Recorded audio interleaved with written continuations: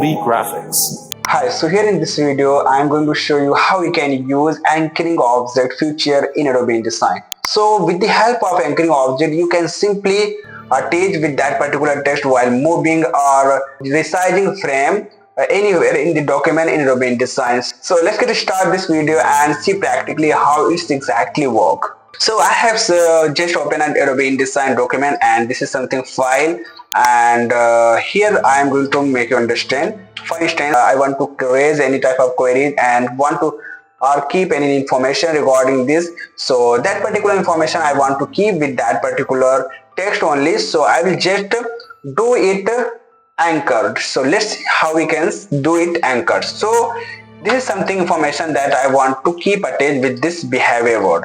So simply I will click on this text, and so here this is something message that I want to keep with this particular text. So what I will select this text, and once you will select, you can see here a small blue box, so that you have to simply select and drag. So once you will come on this box, you can see here it's coming some information regarding this. Drag into text to anchor object, shift drag to make inline object, alt drag to open dialog box. So you can simply click and drag and keep with that particular word. Once you will keep, you can see here it has been create a line, that means this particular box has been attached with this text. Now if you will move your box anywhere on the document, this frame will come that particular box and text. Whether you move anywhere, it will get moved automatically and reflow along with your box and text.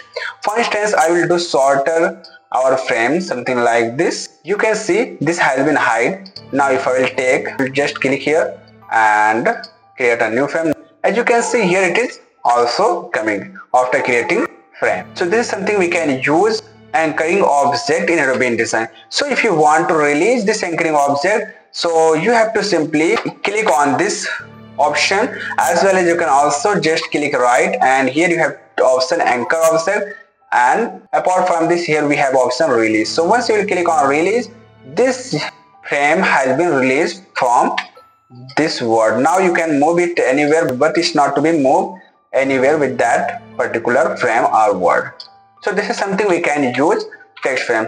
Now I'm going to show you some feature and properties of this anchoring object. Now I am again doing a anchor with the finally word, and just I will click on this anchoring object, as well as also we can do right click, and here we have options that we can click and go on the properties of the anchoring object.